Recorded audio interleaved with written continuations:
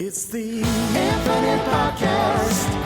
Go tell your friends. It's the Infinite Podcast. My God, it never ends. It's the Infinite Podcast with Rob and Cork the Kid.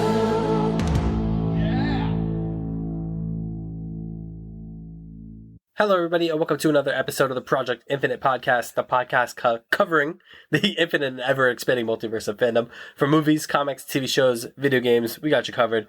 I'm Rob. I'm here, as always, with Court. Court, it's Oscar season. It is Oscar season. That's it.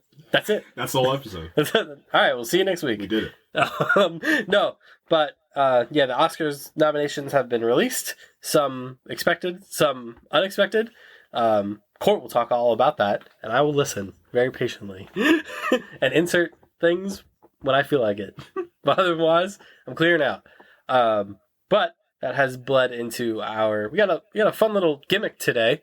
So it's a cinema draft essentially. I'll explain the rules of said draft when we get to it.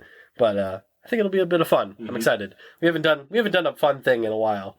It's either a review or we're complaining about something. Mm-hmm. So it'd be nice to just have a nice little fun little gimmick to talk about. So I can't wait for that.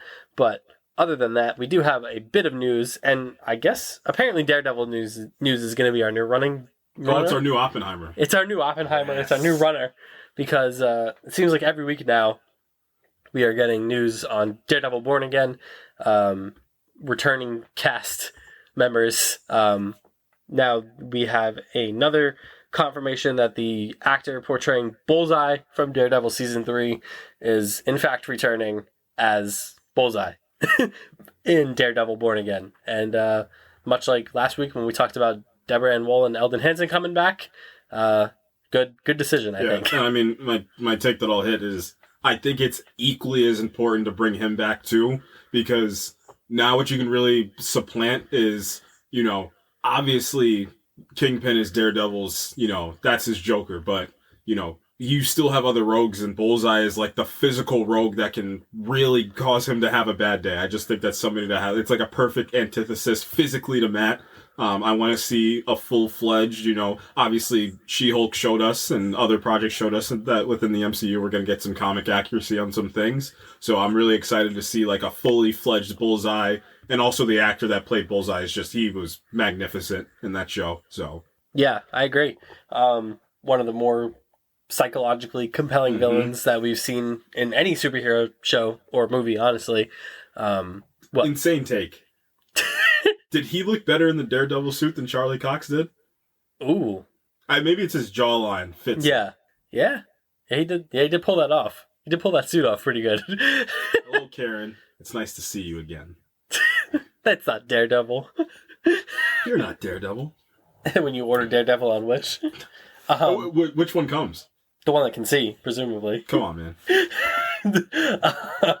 I was watching you guys all night. Were you? So yeah, I mean that show has resumed production or restarted production. I think it was more accurate. Of a restart, and it's probably going to be the same thing they're going to do for Blade as well with Mahershala Ali. It was probably like we're going to start from the ground up. I mean, the whole team is different, and this is something we talk about all the time, is how important your team is that you add onto these projects. Yeah. As much as these actors that you want to say, we're going to put this actor in that role. Let's just say, take The Last of Us for example. We're just going to put Pedro Pascal and Bella Ramsey in these roles, and it doesn't work like that. You need a team behind to execute this vision that you have. And it just seems like this new age Daredevil team that they just put back, and some returning people. I believe they got the fight choreographer from season 1 back, which is huge. You get the Punisher showrunner. Yes. And you get the Loki directors. The Loki directors, it's perfect because the Loki directors are going to have a good way to bridge them between that seriousness of the Netflix stuff and the realism, and then also that grand scale MCU piece that Loki was bridging the line between. especially in season 2. Season 2 of Loki, obviously it was big in scale, and it was a massive scale show, but it really felt there was this level of realism laid over Loki season 2, which I think Daredevil will appreciate. Obviously the Punisher showrunner is a good get, and then just having the fight choreographers to get some semblance back of season 1. It's just they're making all the correct moves right now. And say what you will about the past making mistakes, they're fixing the mistakes. That's what I appreciate. Seems that way. Yeah, for sure. And they're downsizing the show. Mm-hmm. So RIP to our 18 episodes bit. We had that bit for a while, but it seemed I do have a feeling they're going to do the 13. They're going to just make this and especially after Echo canonized essentially the entire Netflix catalog and was responsible for a noted uptick in people on Disney Plus going back and watching specifically the first 2 seasons of Daredevil and season 1 of The Punisher. Right. Got a noticeable uptick in viewership. So clearly something with Echo worked. And Echo's got probably one of the most important. It's funny, Echo probably has one of the single most important post-credit scenes of the entire Phase 4, Phase 5 right now. So yeah. So I think all this is good news. I think they're like I said this last week, where it feels like they're making this Daredevil show important. I mean, in a perfect world, you would want all of your things to feel important, but it specifically feels like they have their kind of lens focused on this Daredevil show for whatever reason, whether that's to make kind of Kingpin the Thanos of the streets, or whatever the case is. If they're going to try and build something around Charlie Cox, whatever the case is, it's all trending in a positive direction. So moving on to some other news. So we got an Indiana Jones, the game got revealed. Mm-hmm. So Indiana Jones and the Great Circle title. It's Indiana Jones. It's all right. It's okay. Think they fell asleep at the wheel a bit with the name? I think it's a little lazy, but whatever. What Dial of Destiny is it? Dial of Destiny. It's got the alliteration. The Last Crusade. Last Crusade sounds good. Speaking of Last Crusade... It's so good. I love that movie. The game takes place between Raiders of the Lost Ark and Last Crusade. It's developed by Bethesda. You know what also takes place between Raiders of the Lost Ark and The Last Crusade? Temple of Doom. Yeah. So... That's such a weird way to put it, because whole movie takes place in between that too. Like which half does it take place on? Is it during Temple of Doom? What is he cooking? It's a Temple of Doom cutscene. Yeah, and this game, developed by Bethesda. So for those of you who aren't familiar with Bethesda, it's essentially the Fallout series, Elder Scrolls, which, people who don't know were kind of like shell-shocked, I guess, by the fact that this is going to be a first-person game, but that's Bethesda's wheelhouse. They do first-person kind of action-adventure RPGs, essentially. They got the likeness of Harrison Ford, which I was a little surprised by. Me too. I'm actually really surprised by that as well. So I imagine he's probably getting some type of royalty for that. Sure. I mean, maybe that, and to be honest, that could have been part of a deal that he took to make sure he came back for Dial of Destiny. That might have been something that he wanted. Because, I mean, it looks just like him. Yeah. So it's definitely his likeness. But who's voicing Indiana Jones? Yeah. So, I mean, he's one of the, Mount Rushmore of video game voice actors. It's Troy Baker. Wow. Troy Baker is voicing Indiana. He sounds great. Yeah, he sounds just like... I mean, I'm not surprised. I mean, Troy Baker is... He's like a chameleon. He's one of the best voice actors that you can get for a video game. I mean, I don't have to go down the list of roles that Troy Baker has done. Maybe most notably is Joel from Last of Us. Is probably his current most notable role as a voice actor. So yeah, I think that's a great get. I did make the comment to you. I think it's funny that PlayStation's Indiana Jones is Nathan Drake, who's voiced by Nolan North, right. And then actual Indiana Jones is being voiced by Troy Baker. And yeah, this is as far as we know, this is going to be an Xbox exclusive. As part of their deal when Microsoft bought Bethesda. Disney seems to be supportive of that, and this is bound to happen. And, I'm on the one side of the coin when people are like, how do you feel when it's not PlayStation getting all the exclusives? It is what it is, man. That's like, because you can't have your cake and eat it too, because everybody's whole conceit is, well, PlayStation's, destroying Xbox. So, Xbox might get this Blade game. We don't know about that either. Yeah. And Xbox is getting this Indiana Jones game. So now you can't be upset now because you're acting like these people that have Xboxes were able to play these massive games. Yeah. Spider-Man, Ghost of Tsushima, The Last of Us. You know, we talk all the time about these console sellers, and there's nothing more of a console seller than an exclusive. Mm-hmm. I mean, God of War is a console seller. Spider-Man is a console seller. The Last of Us. Yeah. Tsushima. Uncharted. Yeah, like these are all console sellers. So Stray. Xbox for the longest time had Halo. Mm-hmm. Halo was a console seller. Yep. Halo is not a console seller any longer, so Xbox needs something like this. A big IP, a big name attached to it. You know, even though it's not Harrison Ford's voice, it's his likeness. Like something you can put on the poster of Xbox and be like, "This is our thing. We have this." So yeah, I think it's cool. I think the gameplay looks cool. Mm-hmm. You know, it's interesting. It's an interesting thing that it's Bethesda doing this, and it's going to be first person. And I think it's actually smart in a weird way to differentiate it from Uncharted.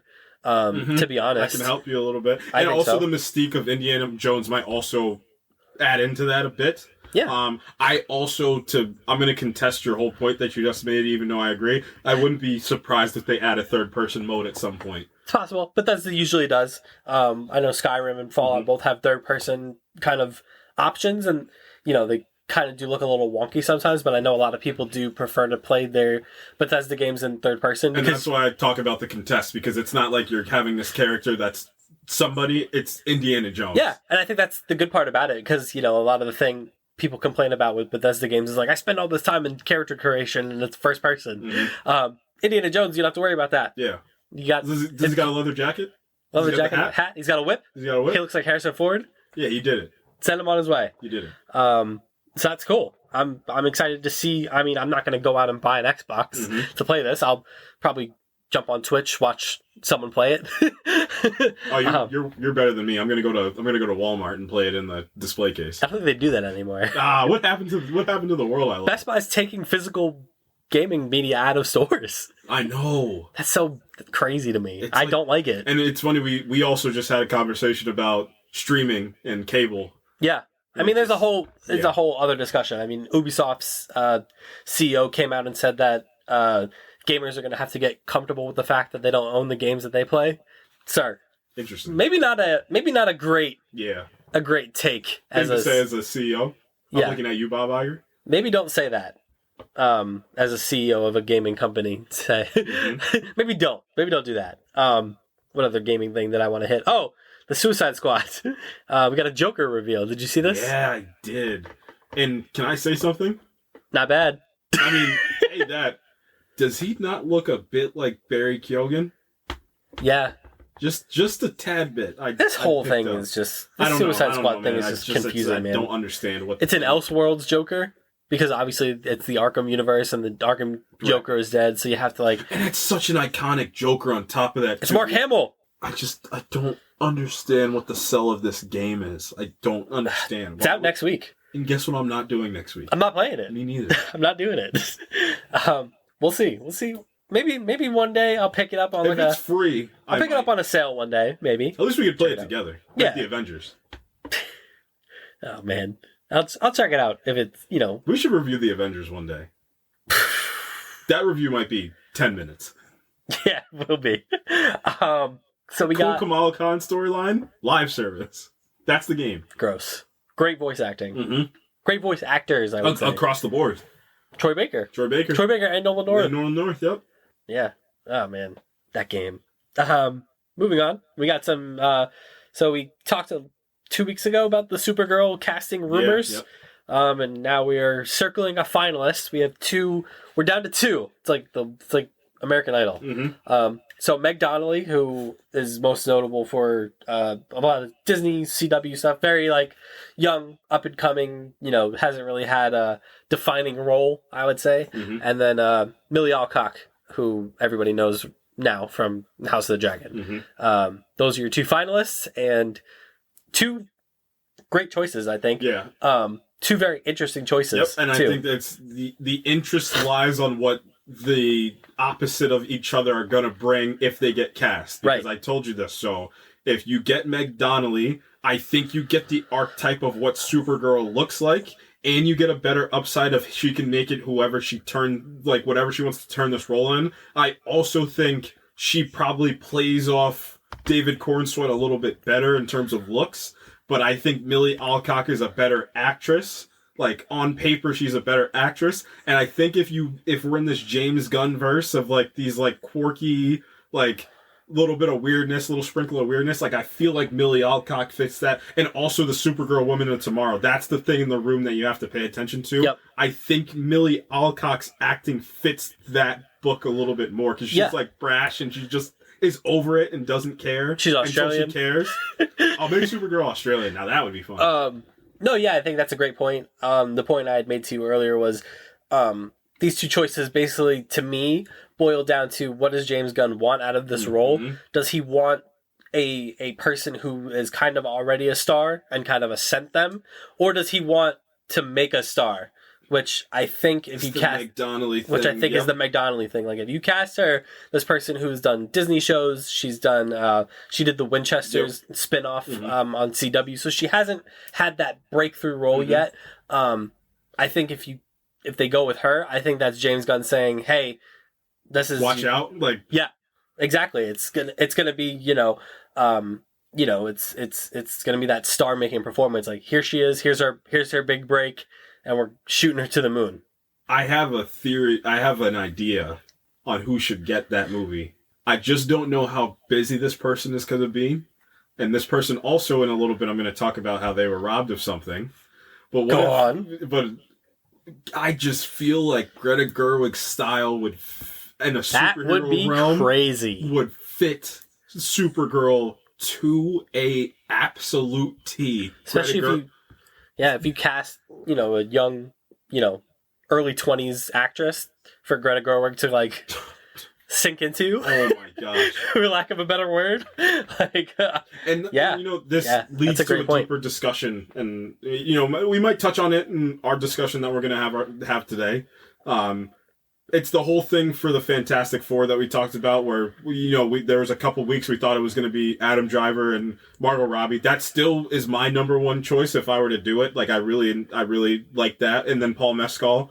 I think that's a good place to start. But it was when they were testing the Panavision cameras, like they were testing films, like they were doing all those things. There was a rumor that they were doing all these things. Like, it's the cinema in the room. So, like, if you're able to get somebody like Greta Gerwig to step into something like that, that can help you a lot. And she's already worked with she just made one of Warner Brothers' most profitable movies ever. So, obviously she's got a little say.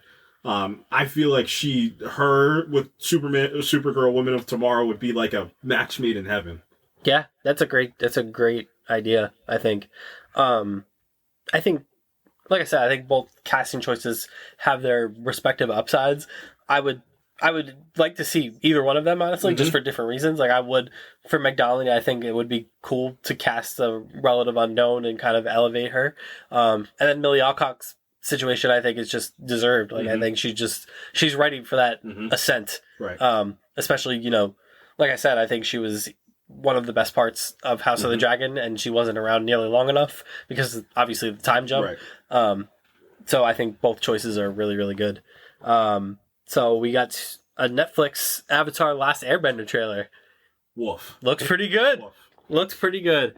We're in this age now where these things that are being adapted, like, it really feels like they're all finding proper homes and proper care. And it's almost like the people that made the original thing are around for the thing now. Yeah. I mean, I'm looking at some Neil Gaiman books of Sandman right now. Like, it makes so much more sense. Rick Riordan is over with Percy. I told you before we hopped on, it's like the Arnold Schwarzenegger meme from Predator, where it's just like Percy Jackson and the Olympians, the Avatar Netflix adaptation, like, finally being live action adaptations that are accurate. Like, they actually feel like the thing now. Yeah. So I'm just really appreciative that, these two pillars of my childhood are being brought back to life and done correctly and done with care, I think, is the number one thing. It's like care to the lore and care to the source material, but also, appreciating that, production value is important and world building is important. All those things are important, but staying true to your characters is probably the single, and true to the story. Those are the two. Look at you, M. Night Shyamalan. Hey, don't call him out. He made Signs. He did make Signs. Good for him. He made Old. I'm proud. Old. The beach where everyone gets old. Yeah, no, I was really impressed with this trailer. I've been impressed with everything that they put out for the show. And like you said, it looks incredibly faithful. The bending looks really good. Insane. It looks this is one of those things where you have to nail the effects. Mm-hmm. And I'm excited. I'm excited to see how this turns out. I think I can really... It's going to be one of those... I think it's going to be one of those shows that brings in all the people that, obviously, right. Yeah, that grew up with the cartoon, mm-hmm. and it's going to, I think, bring in just new people that mm-hmm. maybe... I mean, I don't know how you haven't heard of it, but... I think it's going to be really cool, and I'm really excited for it. That being said, before we hit our topic, the Oscars, the whole impetus for this theme and this topic that we're going is the Oscar nominations, and go off, King. Oh yeah, it's my time to shine. Yeah. All right, so Oscars 2024. So I mean, it was funny the aura around the day, and this is the penance of social media. The aura around the day of being chosen, and we've done 2 Oscar episodes. We're going to do a 3rd Oscars episode this year. Yeah. It's definitely evolved, and it's made things be the nominations of celebration are gone versus the the lack of things in there. Well, that's what happens. The Oscars has become too mainstream, man. Mm-hmm. Thanks, Will Smith. You know what? I'm going to talk about the good for a while. I'm going to talk about the good things. Go ahead. Let's just give me a category. I'll talk about something I liked from it. That's how we'll do it. We'll run through the categories and I'll tell you something that I very much appreciate. Do the acting ones. The acting ones, sure. And I mean, acting in a leading role, I mean, this is obviously Cillian Murphy's to lose. I said that as soon as Oppenheimer came out. And at that time, I thought the only contest he was going to get, and this was before I knew Holdovers was coming out, was I knew that Bradley Cooper was going to give him an issue. And I mean, before, what happened to Jonathan Majors happened to him, Magazine Dreams was supposed to come out last year. I thought those two were going to be the only thing that could have affected any run that Cillian Murphy has had, but just off the Emmys and the Golden Globes, I don't think he's gonna have any issues winning this award. This might be one of the easier award choices that there's ever been. However, in this category, I have probably one of my favorite performances of the year with Paul Giamatti in The Holdovers. He was just... I'm gonna get around to it. Yeah. He was just fully realized. He's just so good. He's just incredible in that movie. That whole movie is just a level of comfort that I didn't know that I needed until I watched it. And those are sometimes the best types of movies that you can ask for. Actor in a supporting role.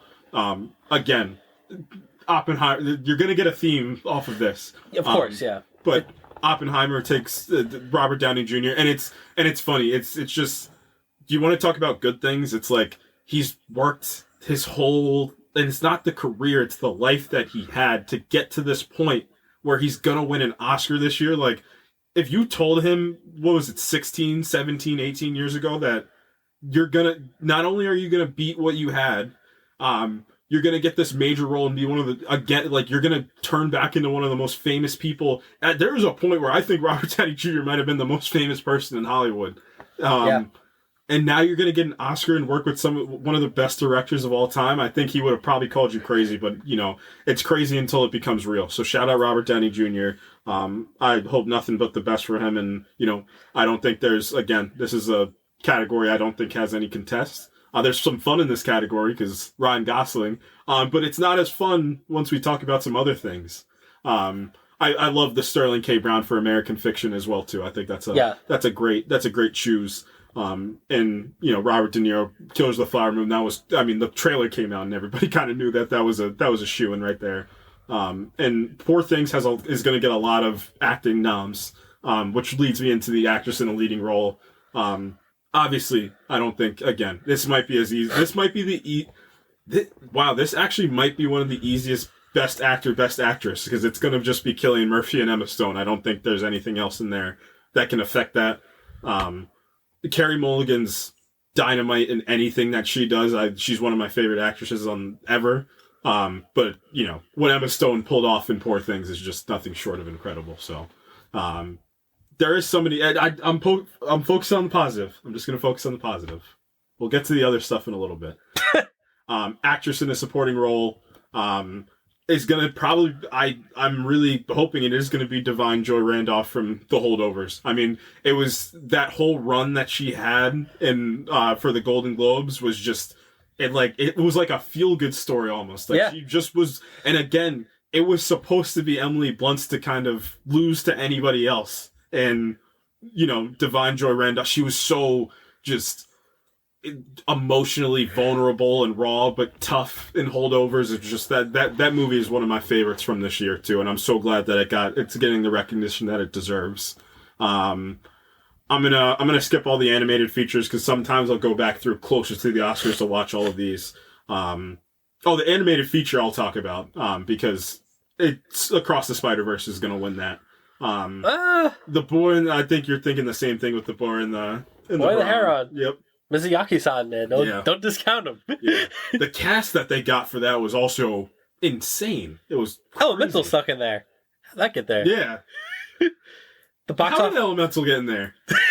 The box office flop and then suddenly made $800 million. Remember that? That was crazy. What happened there? I don't know, but we're never going to get to the bottom. And now it got nominated for an Oscar. What's going on? What's going on over at Pixar? But yeah, Across the Spider-Verse, and you know, I guess one of my hot takes is I can make a very legitimate argument that Across the Spider-Verse should just be in the Best Picture category as well. Yeah. You know, kicking down to cinematography again. Oppenheimer doesn't have anything to worry about. Part of that's because Dune Part 2 doesn't come out this year. Yeah. And, you know, one of the... I know I want to focus on the positive, but I know there was a stigma around the creator, that the creator used a consumer-based camera to shoot the movie, and how incredible that, I don't want to use the word a crime, but I just think that the creator not being in the best cinematography is kind of crazy to me. It's not going to make any sense, but the fact that John Williams is there for score, but the creator's not there for cinematography, it doesn't make sense on paper, but it's the whole thing about how I feel about Greg Fraser being the new age Roger Deakins. Like, he needs to just... him and Oren Sofer just need to be in there. Like, they revolutionized the way we think about how to shoot movies this year. Like, they had a precipice of this is the new time. You don't need this big, you don't need the big Arri Alexas. You don't need to shoot go get a camera that you can go buy at Best Buy right now. And look what we made. Obviously we had to rig out these cameras, get these old vintage, all those things we needed to do. But you can get consumer facing stuff and make something incredible. You just need to be able to know how to shoot. Yeah. Best costume design. I think they're probably going to kick that one. I wouldn't be surprised if Killers of the Flower Moon won this.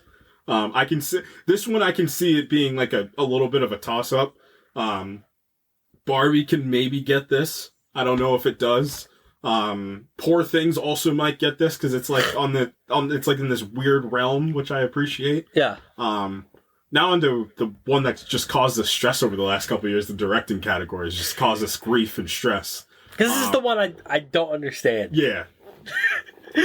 I've done this for 3 years now, and I still don't understand what's going on with this directing category. I don't see a world in which this is the argument I had for Barbie's case. Barbie on paper is one of the most impossible movies to make remotely good. Because again, it's the audience that you're picking from. So this could have been a kid's movie. It could have been a parody. Yeah. But this movie was a movie. It was an actual film. Yeah. It was an actual picture. Yeah. So what Greta Gerwig was able to pull off, how does that not get you a best directing nom? I feel Anatomy of a Fall was on a lot of people's top list this year. Zone of Interest is a very, very perplexing is the word I'm looking for on that film. I do like the Poor Things nomination. It's Martin Scorsese and Christopher Nolan. Obviously, you're going to get. I have a question about this directing thing. So if you're gonna expand the Best Picture category to a bajillion movies now, why can't you just expand the directing category? There's two that I think you should expand, and those two should be the cinematography and the directing should get expanded. And we're entering this era, kind of, where directors are kind of entering the mainstream. Yep. Where like the director's the one that's driving the thing that you're gonna watch. It's not just sometimes because in the past it used to just be pretty much 4 names. It would be like Scorsese, Spielberg. If it's like the 80s or 90s, it's Scorsese, Spielberg, Tarantino, George Lucas. Yeah. And but like, now we've entered this, maybe James Cameron. Yeah, but now we've entered this realm where like the directors are kind of gaining more notoriety, and I just feel Matt Reeves' Batman, Greta Gerwig's Bart, like that's kind of what it is now. And like I said, if you're going to expand the Best Picture category, you don't have to expand the directing category by that much. You don't have to do 10. Maybe you do 8. Maybe you do 8. Maybe you do 7. Maybe you do 7 or 8. But like, I can never square this circle that Barbie is up there as a Best Picture, and the director's not there for Best Director, when that movie is... It's a tough battleground to take, because in my opinion, and you're talking about directing, you're questioning what the very ideal of, and now I'm going to go off, because now it's like, what's the very ideal of what directing is? Because the one that's missing for me personally is Past Lives, is Celine's song, because you create this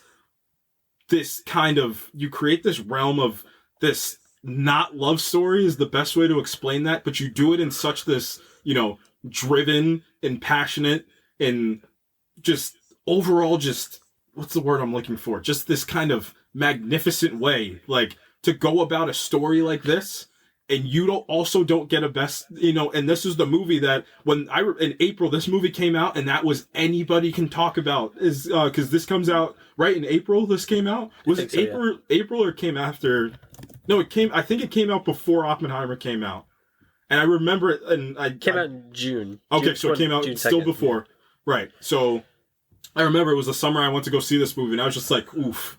I know that Oppenheimer is supposed to be the movie of this year, but Past Lives is definitely going to do this. I remember you saying that, yeah. And this movie is it's everything. This movie is phenomenal. And I just don't know how Celine's song doesn't get in there. Like, again, same thing for Greta Gerwig's my big one on this, but I just see a world where Zone of Interest gets left off, and that spot was supposed to be taken by either Celine's song or Greta Gerwig. Yeah.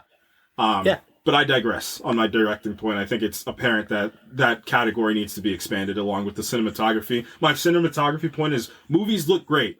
And I think the more technology we've gotten, the better movies can look intrinsically. It's a visual art style. Even graffiti is still like a science-based thing, but it's still the art of the science, essentially. Yeah. It's like you're painting. So, you're painting with light, you're painting, with the camera. So that category I don't think can be pigeonholed to 5 movies. Because, I agree. Because it's just something that's so broad that how could you only fit 5 films from a year? Like, John Wick easily could have gotten in there, in my opinion. John Wick is a gorgeous looking movie. My big one's The Creator. I don't understand how The Creator gets left off of that list as well, too.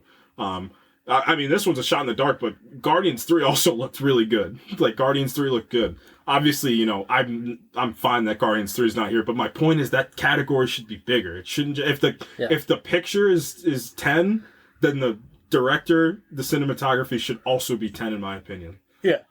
Yeah, I would agree with that. We'll get to film editing. I mean,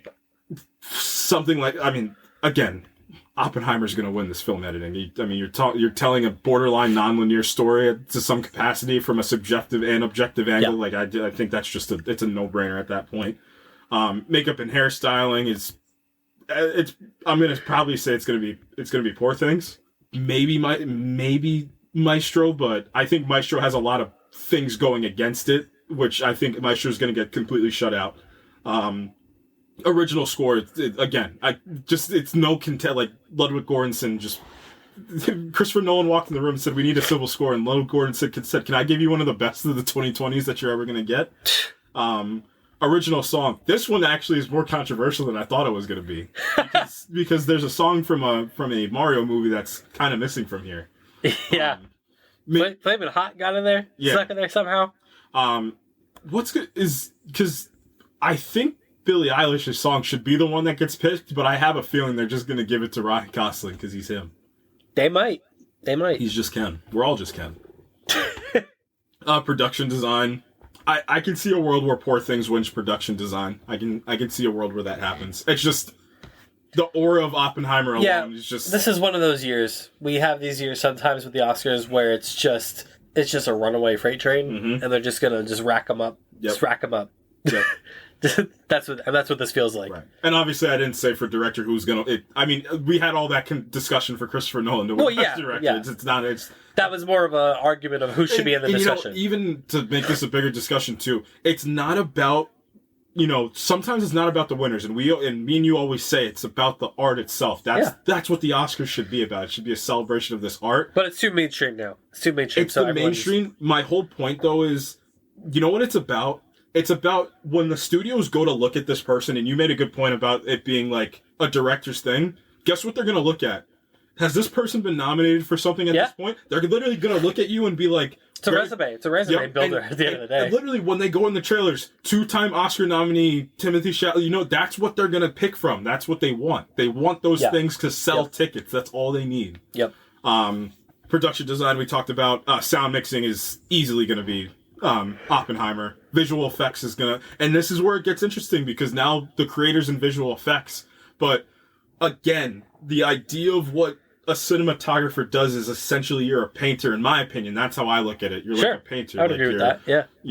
For lack of a better term, I guess your location is your canvas, and your camera and your lighting is your brush and your paint. Yeah. So the creator being in visual effects, yes, because this movie, we talked about it obviously this movie has a bigger budget, but that movie looks seamless. It looks absolutely seamless. It's insane.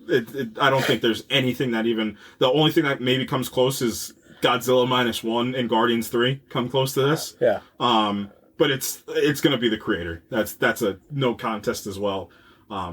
Two of our favorite categories is people that like to write. Yep. The best adapted screenplay. I'm going to have a hot take. I think American Fiction is going to win the best adapted screenplay. Ooh. I think they're going to give Cord Jefferson a little bit of love, which I think is awesome. I can also see a world where the Academy is like, well, we're going to say sorry to Greta Gerwig and give it to Barbie. But in terms of deserving of a best adapted screenplay, I think American Fiction is going to take this one. Cool. And my personal favorite, the best original screenplay, because there's nothing better as somebody that writes that sits in front of a blank canvas and just is able to craft something that turns into a major motion picture. I think it's the craziest thing.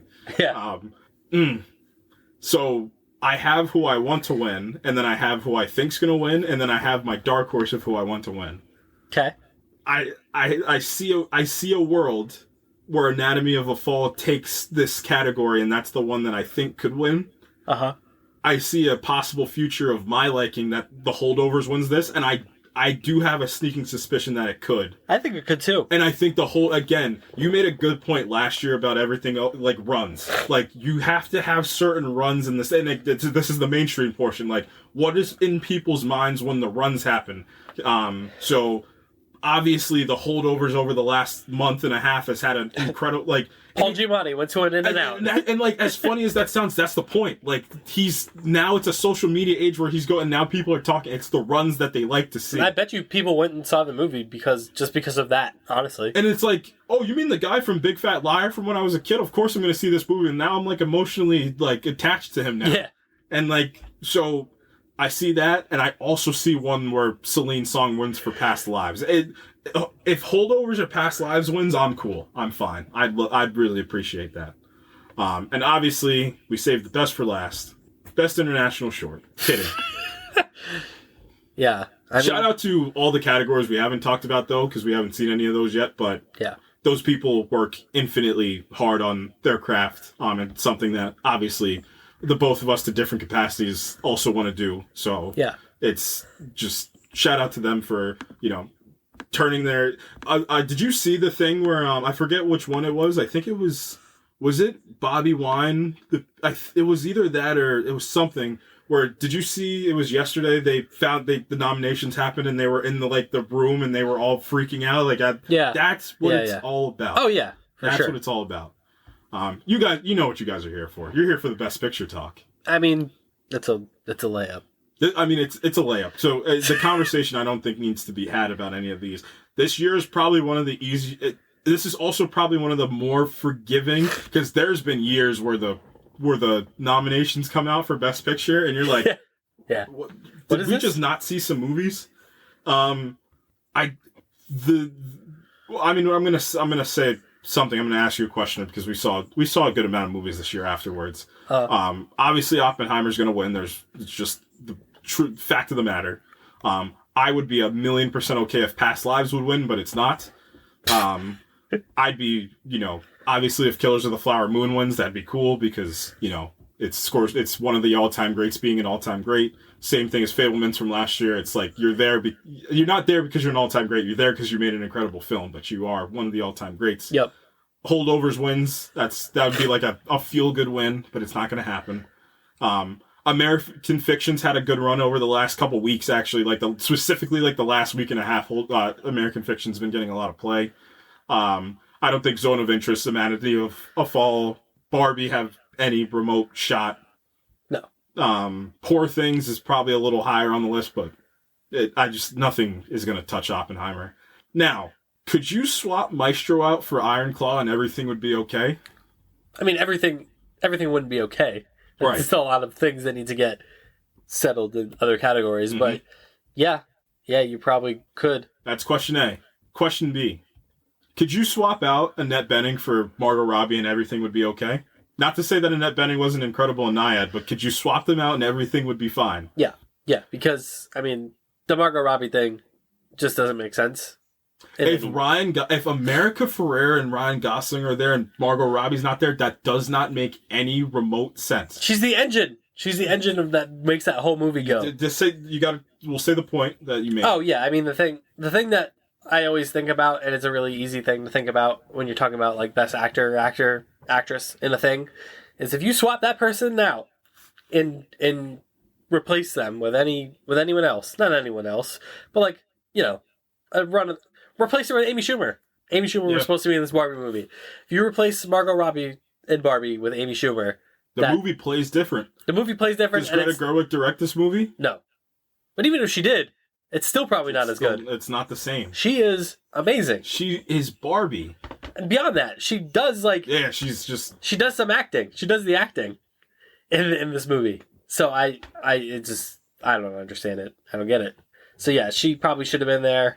Iron Claw probably could have gotten a Best Picture nom, but at the end of the day, we're clearing out. Here's my second one, and this isn't. I'm not on the crowd that just hates Maestro, because that was like a cool thing to do last month. It was just to hate Maestro with all your heart. Yeah. Could you replace Bradley Cooper with Zac Efron and everything would be okay? I think so. I think Coleman Domingo also was incredible in Rustin, so that's a tougher one because the three that need to stay here, in my opinion, are Paul Giamatti, Cillian Murphy, and Jeffrey Wright. Those three cannot move for anything. Those are probably the three most locked in that you can be. Sure. I'll even teeter one down. It's Paul Giamatti and Cillian Murphy are the two that need to be there. There's no scenario where they're both not there. I can see a world where Zac Efron gets in here and stays in here and maybe contends for something. You know how if Zac Efron was in here, who he would play as? It would play as Andrew Garfield when he played Jonathan Larson. Be the same type of feel. Of that's the one that and it'd play a lot like Paul Mescal from last year for After Sun. It's the one that's there that has no chance, but everybody loves this guy. And if some magic grace of God you were to win, you'd be like, this is I feel good. Kind of like a payoff for hey Zac Efron, we see you've been doing some acting. Yep. Yeah. So I would agree with all of those things that you said. And that's the Oscars. Yeah. Can't wait to talk about when the actual show comes out. Yeah, it's gonna. I think this one's gonna be a fun one. I think there's gonna be some fun performances. I know they're probably gonna get. You know what? One performance I would make sure I would get in there. I would definitely get Metro Boomin to do what he did. You see his live show he did? I would have him just do the Am I Dreaming portion. Just have him do it at the Oscars. Also, cool. Best original score. Yeah. Not the music, the actual score from Across the Spider-Verse. I think could have probably been who's got the best original score? So we have American Fiction, Indiana Jones, Killers of the Flower Moon, Oppenheimer, Poor Things. I would be okay if American Fiction's not there in replacement of Across the Spider-Verse. Sure. Oh, man. We'll talk. I can't wait for the Oscars episode. Can't wait. It's like my Super Bowl. It is like the Super Bowl, kind of. It's time for our thing. We have a thing, and here it is. So this was an idea that I cooked up while we were on a hiatus, and I was like, hey, wouldn't it be a cool thing to do for our return to like kind of celebrate the movies, to do this thing that I'm about to talk about? And then we sat on it for a little while, and then the Oscar nominations came out. So we were like, we haven't done a topic, or not a topic, like a theme, like a fun thing in a while. We love movies. We love movies. We love other things. Pictures. We love things. So we decided we're going to do, basically, it's essentially a draft, right?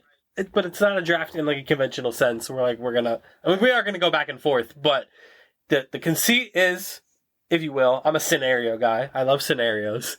So scenario. You love A Tribe Called Quest. Yeah. Featuring Busta Rhymes. So basically the conceit is we're opening cinemas, theaters, right? Me and you. Not competing cinemas. Can they be competing? No. The town's not big enough. Oh, okay. Well, exactly. The town's not big enough for both these cinemas. So No, I'm building one on the other side of the country. Yeah, because you don't want to check me for my cinema. No, I don't. I don't want to put you out of business. Come on. See, this is why they got to go against each other. All right, get to the point. And we just want to put butts in seats. We want to basically draft, quote unquote, or buy, I guess, the rights to movies, certain genres that we're just going to throw in our cinemas to get people to go see them. And then we're going to take, directors that we want kind of like the rights to their things, give us your things to show in our movies. And we got a bunch of different topics, or not topics, but kind of categories. Yep. Categories that we're going to cover in any order that we want. So we can snipe certain categories that we feel really strongly about one. So we have producer, director, writer, cinematographer, composer, franchise. Now the franchise thing, the rule is you can't just draft like the MCU or like the DCU as like its own thing. The Dark Universe. There's so many things that fall under versus Congoverse. That would be a fun one. You can do that one. That's fine. Okay. Well, but back to us breaking the rules that we set. Godzilla's an interesting one, right? Because, like, you can't just do Godzilla. No, you got to do Gareth Edwards one. But Gareth Edwards one technically is the one that we're getting in this one. But yeah, you can't just do Marvel because that's too many things. Too many things off the board that can go elsewhere. It needs to be a character of something. A character or a group. Or like an idea. Like if you want to do... There was an idea. There was an idea. Like if you want to do the X-Men, you can do the X-Men, but you can't do, like, Marvel. I own the Marvel things. Yeah. You're not Kevin Feige, bro. Hold that. So we got franchise. And then we go basically into our genres. So horror, comedy, action, animated, biopic, suspense or thriller, sports movie. I know we're both excited to talk about sports movies. Young adult, fantasy, sci-fi, romance / rom-com. I put those together. And then game or book adaptation. So for that one, I basically said you can take one that already exists, or you can fantasy book a little bit and pick one that you would want to see. But if you come with one you want to see, you gotta give me the thing. Come prepared. And then I just put, because I know like Cinemarks do this sometimes, a TV series or like special attraction episode of TV series that you would show, because I know they do that sometimes at like Cinemarks. They'll show like, here's the season finale of Breaking Bad or whatever that we're putting in the movie theater. So one of those. Yeah, so I'll give you the first pick. I mean, to be honest, let's just shoot down the list. And full transparency, I took this very different. You did. So, from my understanding, the whole purpose was I was supposed to make these things. So so it was going to be split. So once we got to the genres, it was supposed to be I was going to make something with the tenured directors, cinematographers, composers, writers that I had. But now I had to heel turn everything. I wasn't ready for that. So we'll do that another time. Yeah, but a little of that might be dipped into here. And the episode would be 11 hours long. Yeah. If we tried to do all this. It's actually the pitch meeting I'm going to have with Warner Brothers in a couple weeks. Ah, cool. All right, go ahead. You have the first pick. I mean, let's just start with producer. You can start with producer. And the producers would be Tom Cruise and Christopher McQuarrie. Whoa! Nice. I mean, at the end of the day, these Tom two, Cruise is a good one. It's a good choice. And it's good because it's an outside looking in. It's an actor, producer as well. I think that's important to get the voice of them as well. It's two that care about quality over anything. They love the movies. But as funny as that statement is, truthfully, they love the movies. They love the idea of the cinema. What's better than a good bucket of popcorn? Was that him, like, reconciling his breakup with Nicole Kidman? What was happening? All right, that's beside the point. But yeah, Tom Cruise and Christopher McQuarrie as a duo, I think would be the perfect dynamic duo to kind of run the producer side of what I need. I feel like they're money in meetings. Like, people are too intimidated by, like, Christopher McQuarrie's like sitting in the back and like Tom Cruise is just up. Also, by getting Tom Cruise, you get access to like those weird little intros that he does. Oh my god. We'll see you at the movies. He'd be like, "Hi, I'm Tom Cruise. Welcome to the movies." Yeah, welcome to the movies. I know where I am. Now I feel better. Remember when he got Christopher McQuarrie on the Mission Impossible one? Yeah, Christopher McQuarrie's like, I got stuff to write. And Christopher McQuarrie didn't... I don't think he said anything. No, he might have like said, "Hi, I'm Christopher McQuarrie." And Tom Cruise was like, "Thanks for seeing my movie." I love that he just does that now in all his movies. I'm gonna start with a genre. I'm going sci-fi, and I'm taking Avatar. Not bad. Because it makes $1 trillion. No, I mean it's smart. It makes sense. Does it make sense? Who knows? Who knows? In our opinion, yes. Yeah, we think they're both good. Right. But yeah, I'm checking Avatar off the board. Okay. I'm taking it for my sci-fi. So, my sci-fi when we do genre. this draft, did you also wait? So are you also saying a producer? Like, are we doing it like that? I will. But when you get there. When I'm bouncing around, man. So now I have to check off what I've done. Okay, that makes sense. Yeah. It's like a draft. Oh, okay. Now this is starting to make more sense. See, he's getting it. He's getting it, guys. I'm here. So now it's your pick again, but you can pick any of the categories. Okay, so to knock off. Let's just do the actor, and I'm gonna give you a big three. Oh no. For the actors, I should have done this. I'm gonna take Zendaya. Oh. I'm going to take Ryan Gosling. That's also a good one. And I'm going to take, because we had a conversation about this today, that I think he has one more all-time performance left. I'm going to take Denzel Washington. I just think he's got. Shoot. I covered all the bases. I covered somebody that's young enough to connect with a younger audience. I covered everybody's Sigma male archetype, and I covered one of the greatest actors of all time. Man, that's good. Shoot, I feel like I have to do actors now. Yeah, I'm gonna. All right, fine. I'll do actors now then. I'm gonna steal from your archetype. Your archetype a little bit. So I'm gonna go Timothy Chalamet. That's a phenomenal pick. Wait, I know who you're gonna pick to go against Denzel, which is hilarious. But yes, you do. We'll get there in 1 second. I read my mind. Oh no. I'm gonna kind of not dovetail. But I'm gonna go Margot Robbie. That's genius. It's genius. And then okay, all right, 3, 2, 1. Tom Hanks. I had to. As soon as you said Denzel, I knew I had to. My rival cinema has to do Tom Hanks. Have we talked about this on here that we think that Tom Hanks and Denzel are like the antithesis to each other? It all started with Philadelphia. Ever since then, oh man, we might have to run that episode. We're gonna run the episode eventually. There's an episode idea that we're gonna swap them in the movies to determine who's the better all-time actor, Tom Hanks or Denzel Washington.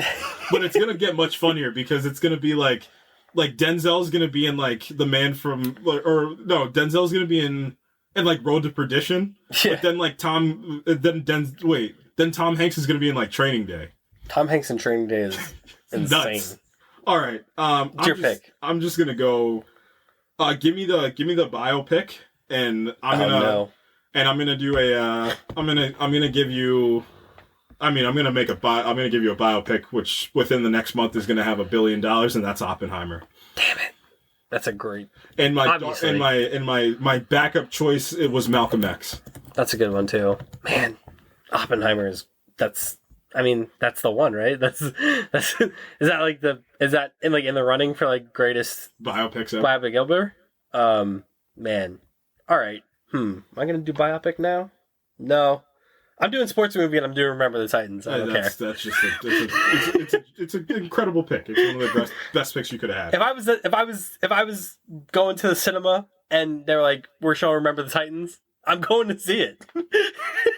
So I'm going Remember the Titans for sports movie. I need a heavy hitter, so I'm going to go to the horror. And remember how I told you I was going to nuke you with whatever you're going to have? Yeah. We're going to do a Jordan Peele triple feature. Oh, no! That's a great one. I like that a lot. It's just, you want to talk about one of the only possibly the only horror director working right now that just gets the mainstream butts and seats. Like, he's one of the only ones by name right now from the horror aspect. It goes back to the thing I mentioned with Greta Gerwig. Like, he's, like, synonymous with his movies. Right.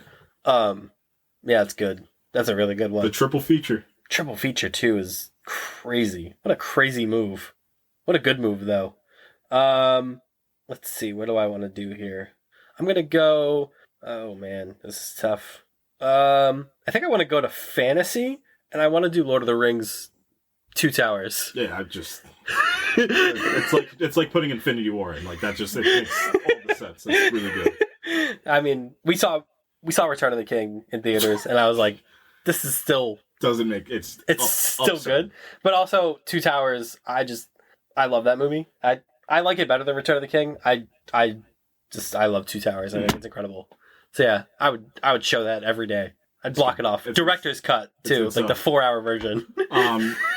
All right. Well, I'm gonna go back to the people and my whole point about you need to make sure you get a good team. Yeah. So I'm gonna go to the cinematographer portion. I'm gonna make this very simple, and I'm gonna make the one guy that just is impossible not to get on your thing at this point, and that's Greg Fraser. I feel like that's just a easy thing. I picked 3 for this one. To make it simple, I picked him and Oren Sofer because Oren Sofer is incredible, and I picked why am I forgetting his name now? Why am I forgetting his name? That shot West Side Story and shoots a whole bunch of Steven Spielberg's things, Linus, and he shot La La Land.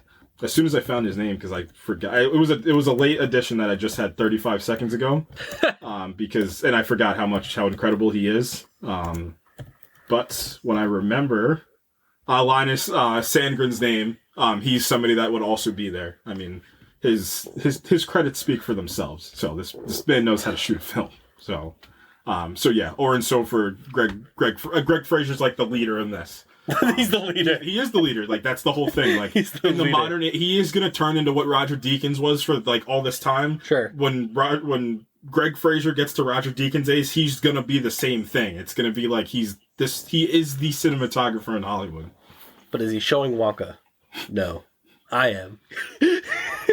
Timothy Chalamet, baby. What'd you do that for? For what? Like, what's Wonka for? I mean, because I get Timothy Chalamet, so I get him. Oh, you just get Wonka. And you get Interstellar. Maybe this was a. Ooh. I was gonna. Ooh, you know what I want to do? I want to do director. That's what I want to do next. I had 5 for mine because I took the other piece of what I thought this was. That's insane. Well, I had a team. Like, that's too many directors. Well, that was the thing. Like, it was like a team of people you need to have together to make things. Yeah. Don't take that many directors. I'm doing 3. Or I'm not gonna have any movies left. I'm doing 3. I also had 3. I hope none of ours. I don't think so. I have Ryan Coogler. That's a good pick. Because I think we talked about this when we talked about Black Panther, and I was like, everything this guy's done so far has been really good, and he's only like in his 30s. He's only like 4. So I would love to have everything he's done and everything he will do, including the vampire movie that he's going to do with Michael B. Jordan. So give me Ryan Coogler. Give me the Russo brothers. That's a good choice. I appreciate that choice. I'll say I appreciate it. I feel like they don't get kind of enough credit. Well, they get more hate than anything because they're associated with this thing that people don't like, or maybe now they're going to get more love because they made the thing that everybody loves. Yeah, it feels like they should actually get a little bit more credit for like, oh no, they actually like directed the hell out of all these movies. And also, like, again, you want to talk about impossible tasks to do. That might single-handedly be the single most impossible task that they were able to do. And they did it. Yeah, so I really, really don't have any reservation. The Russos, the Coens, or the Safdies. You got to pick one. Probably. I mean, I drafted the Russos, but... So you got to take them. I mean, I'm a pretentious film bro, so I have to take the Coens. I love the Coen brothers. Or is the more pretentious film bro the thing to do is take the Safdies? But they're not the Safdies anymore. Oh, no. They're not the Coens anymore, either. Oh, no! One thing about the Russo brothers... No, they're not the Russos anymore, because what's-his-name just did Gray Man by himself. Oh, no. Brother. I'm bringing them back. I'm bringing them back together. And then the third one, I'm going to do a fun one. I'm going to say Tim Burton. Give me the wacky horror gothic stuff. Does that play in 2024? Yeah. I think for some people it does. Yeah. I'll take the freaks and weirdos. I'll take the freaks and geeks. Give them.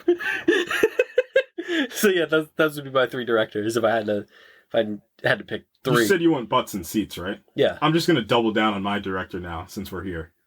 Give me Denis Villeneuve because him and Christopher Nolan are the 2 absolute examples of the line between cinema and blockbuster and what they mean as a whole. Yep. I'm going to take Greta Gerwig as well. Your Ryan Coogler pick is the same thought process as my Greta Gerwig pick. So we get shared custody of Barbie then? No? Yeah? I have Margot Robbie. I guess. I'm really bad. You get more of the residuals though? I probably do. Oh, I'm going to get more money off this. More merch. I probably get more merch though. Margot Robbie merch? But it's Barbie. Yeah, I know. But she is Barbie. Okay, that's a tough one. You get the residuals off the tickets. I know. I get the residuals off the popcorn buckets. Which might make you more in the long... That's going to make you more. Because Amazon wholesalers, it's a whole thing. I'm really battling for my third of who I want because I have a pick that feels like more of like a direct, smart insert that I can put into these movies to do. But the other we also get shared custody of Dune. Yeah, we do. Shout out Timmy. I'm gonna go with Damien Chazelle because he made a musical one of the greatest movies of possibly all time. I was gonna pick Joe Kosinski because I think he's a great person to put to something. Yeah. As long as he's got a team with him, you can put Joe Kosinski to something and it's probably gonna play. But I just think Damien Chazelle is. I don't think people realize how versatile Damien Chazelle is either because. How do you go from La La Land to First Man and just not miss a step? Those movies are very different from each other, but they both are just absolutely incredible. And I think, and it's the fact that and this is also the Ryan Coogler point that Damien Chazelle just turned 39 3 days ago. Like that's absurd. That is crazy. That you have, two of the highly touted, most touted movies. You have one of the single most highly touted movies of all time under your belt, and you're not even 40. Like that's just insane. So I'm gonna have to put Joe Kosinski in the back burner of once I do contract renewals and Denise says I'm going. I'm done. He's signing with my theater afterwards. No. Me and Denis are boys. He wouldn't do that to me. He seems like somebody like I'd get coffee with and we'd talk about like movies from the 70s. We'd talk about like French New Wave or something. Where do I want to go here? I'm just gonna plant my flag in my franchise. I'm taking Spider-Man. It's an incredible pick. It'll never wear out. I don't care. It's tried and true. It's one of the most popular superheroes of all time. It's infinitely rebootable. Mm-hmm. If we ever get to that point where we have to do another Spider-Man movie, I'm ready. Give it. Mm-hmm. So I would have to do Spider-Man as my cornerstone franchise. Hey, new Spider-Man movie, come see it. Mm-hmm. No, it's good. Or old Spider-Man movie. I could just decide like one day like I like it. I like it quite a bit. Yeah. For my fantasy, I'm gonna just take Dune. Fantasy? It's fantasy. Not sci-fi? There's like blue spice that they inhale. That's fantasy. Just see prescient visions of the future. That's fantasy. All right. Why is Lord of the Rings not science fiction? There's science in Lord of the Rings. What science? Science is magic. Magic is science we don't understand yet. Shout out Thor. It is science fiction. See, Dune's fantasy and Lord of the Rings is science fiction. End of discussion. I just think Dune is... All right, that's fair. The team on Dune is just, nothing short of incredible. Yeah, that's fair. All right. That's fine.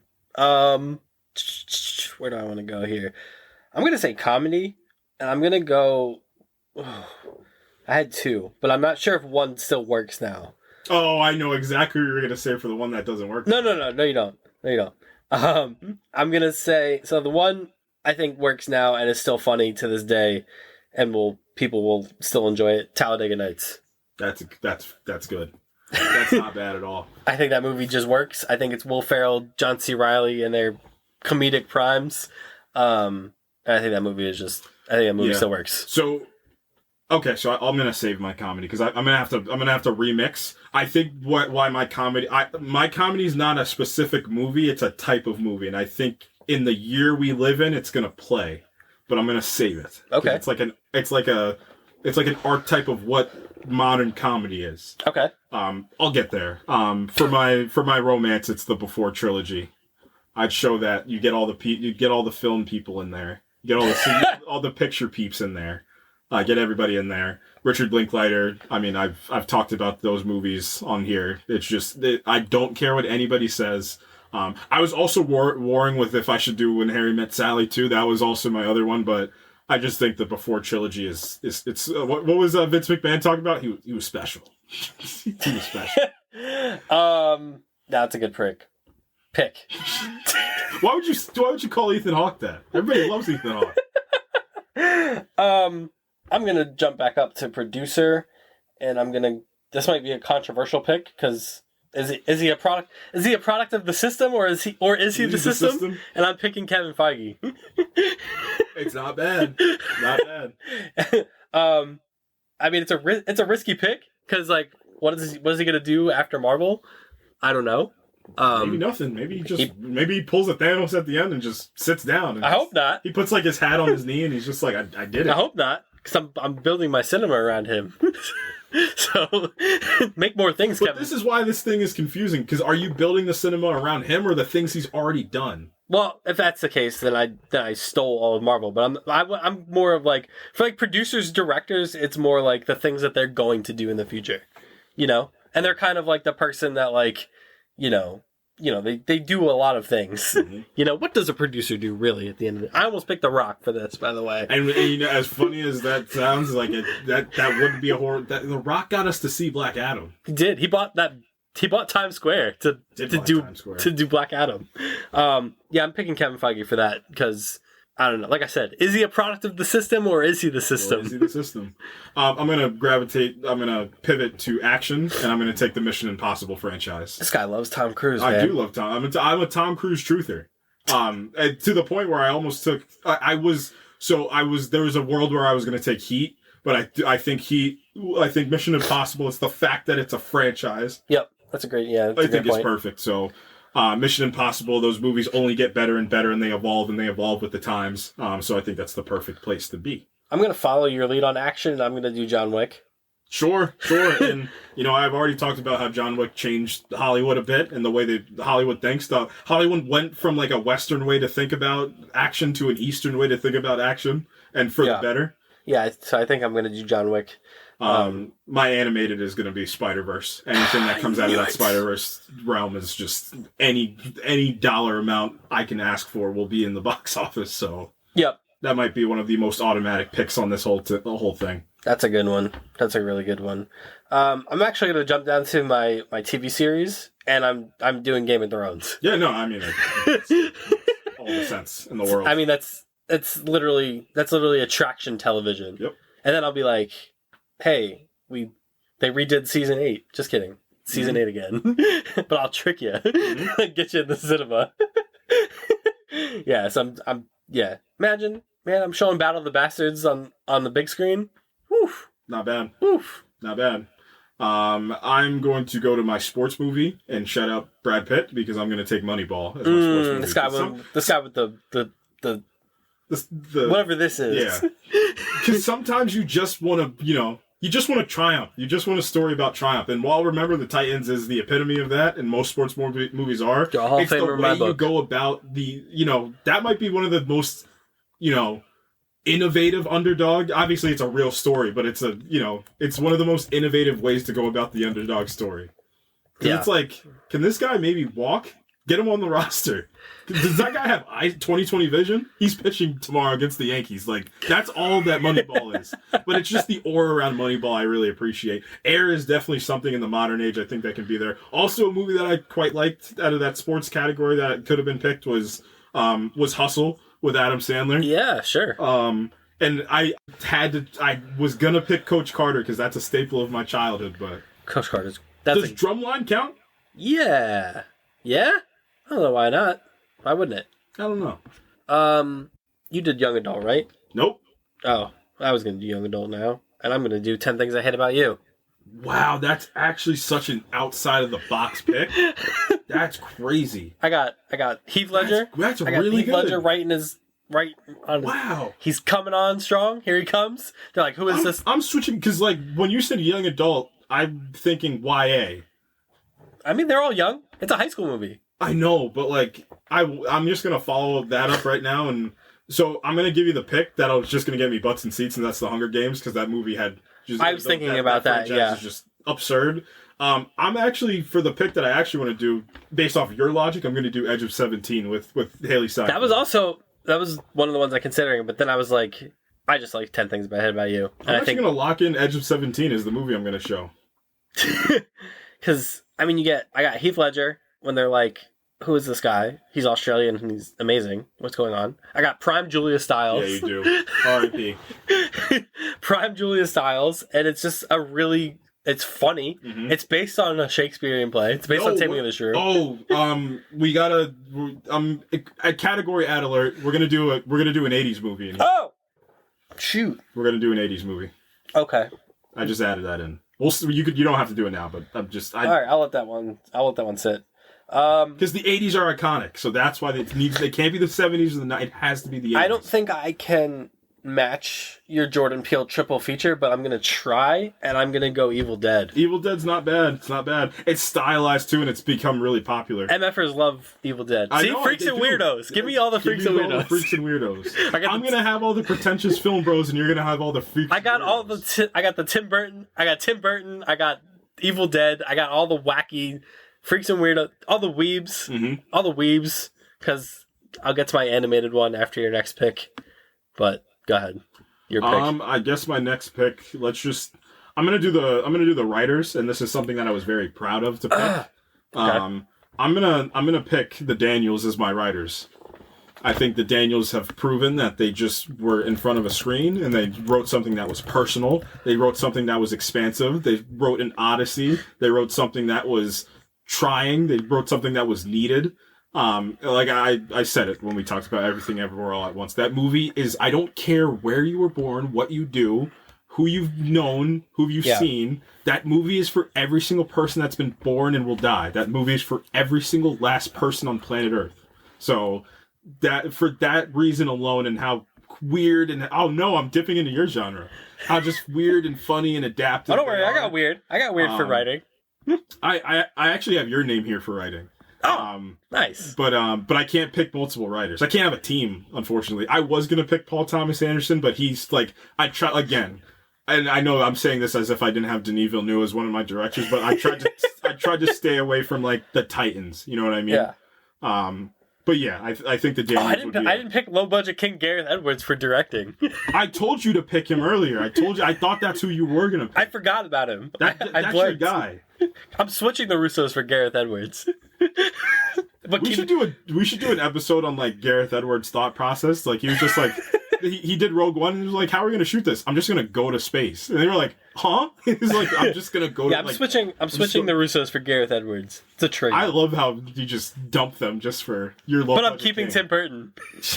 Tim Burton still being there is crazy. Because I'm catering to an audience now, and I gotta stick there. My writer, he doesn't have a lot of screenplays to his name, but I don't care, because if he pumped one out in the future, it would probably be great, and I'm taking Neil Gaiman. Neil Gaiman would be really good. I like that. I think his writing it's, dynamic enough to play in any era. And I mean, we saw it with the Sandman show, that his writing is not, ooh. I was going to say somebody that I realized this person cannot be said anymore. I was going to say Alan Moore, but nope. Not good anymore. Nah. Yeah, that won't play anymore. Yeah, that's a good one. I feel like the writer one is like, I don't think people put enough stake into how important comic book writers are and how, incredible they are at what they do and how they could probably dip their hands in a lot of different types of writing styles and probably be successful. I mean, Good Omens he wrote. Yep.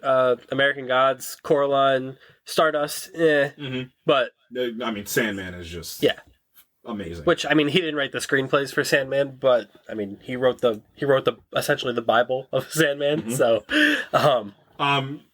can we do composer at the same time? Because I just want to see if you're gonna go the butts and seats mentality, or if you're gonna go somebody that you think will be able to get butts and like somebody that with the potential to get butts and seats. Because I'm gonna give you. I'll give you. How about we do 2 for this one, and then I'll do both of my thought processes behind that. Okay. Go ahead. Why don't you go first? I mean, I think man, you go first because I don't want to steal one of yours. So my one that's a bit like the one that I know is going to get butts and seats obviously is going to be Ludwig Göransson. That's the one that directly will put people in the seat. See, it's the same thought process I have for Greg Fraser to Roger Deakins is the same way I feel about Ludwig Göransson to John Williams. Like he is going to, or to Hans Zimmer, which Hans Zimmer was subsequently probably to John Williams. Like he is the one that's going to be next as like the guy. Yeah. My one with the absolute potential to get butts and seats in the future is Natalie Holt. I think Natalie Holt's work, and I was warned because I was either going to do... I was warned. I didn't know what to do because it was either going to be Natalie Holt or Nicholas Britell. I easily could have done Nicholas Britell. I mean, The King, all of Barry Jenkins' projects, and I mean, obviously his big one is Succession. That's the one where, he has his hardware for. But you want to know my fun one? Daft Punk. That is a fun one. Get them back. I thought for sure you were going to take this guy. And I'm glad he's still available at this point of the draft. Michael Giacchino. And I really wanted to, and I have like such a love for, and it's funny. I also almost took him for directing just off the strength of Werewolf by Night. That's not bad. And it's it's the whole thing of the potential to have the upside thing for Michael Giacchino. Like it's awesome. But and also the whole thing for upside to have potential. Hey, let's add a piece of the director category. The upside for absolute potential. Go ahead. You picking Giacchino or? Can I have him for both? Sure. Right, I'll take him for that because I think I was super impressed with Werewolf by Night. For the director, I'm gonna split it. It's gonna be what's it called? I'm gonna take Michael B. Jordan as the upside for. That's a great one. Consummate potential, and maybe that was the thing that he was ordained to do from like the beginning of time. That's a great pick. And he needed to go through the acting to get there. My other one will be Paul Dano because I think obviously he made Wildlife in 2018, and I'm just itching for him to make more films because I think his film mind is very developed and just very incredible. But Michael B. Jordan will be like my absolute maximum potential for upside.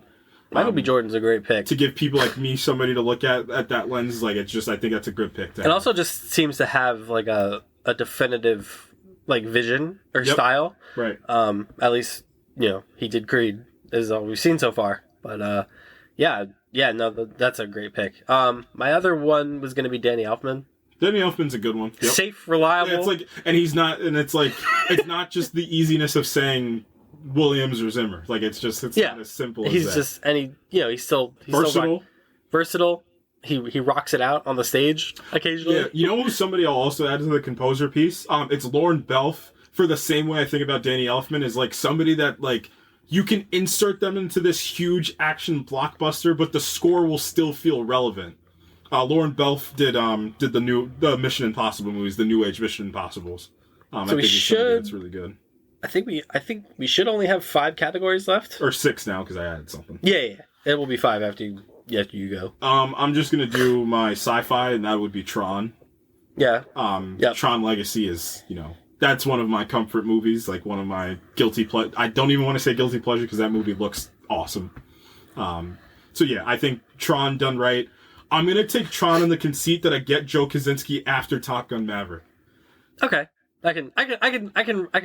With Tom Cruise and Christopher McQuarrie being like, "We're going all practical." What do you mean by all practical? Aren't you in a digital realm? Yup.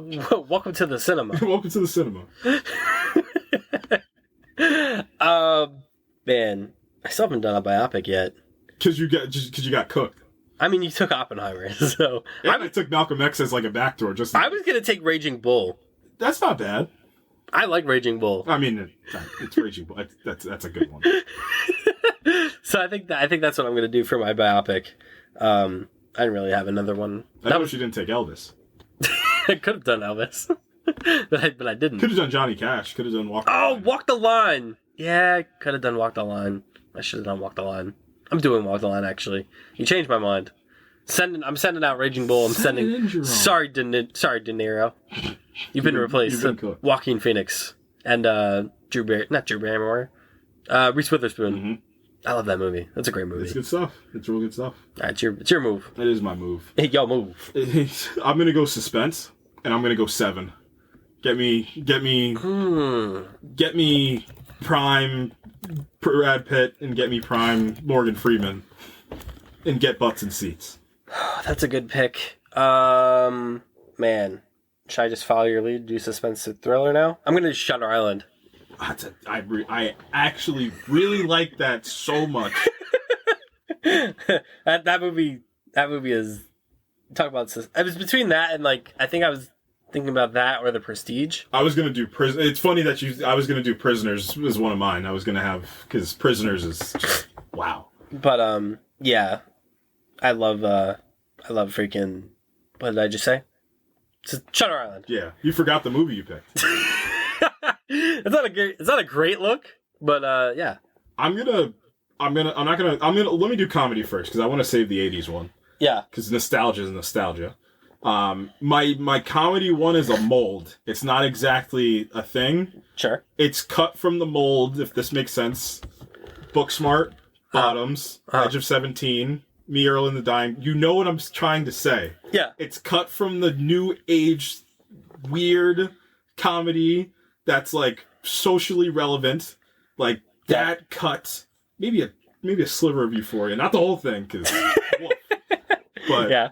That type of comedy is what I'm aiming for, because I think like people my age would cling on to that. Yeah, depressed people.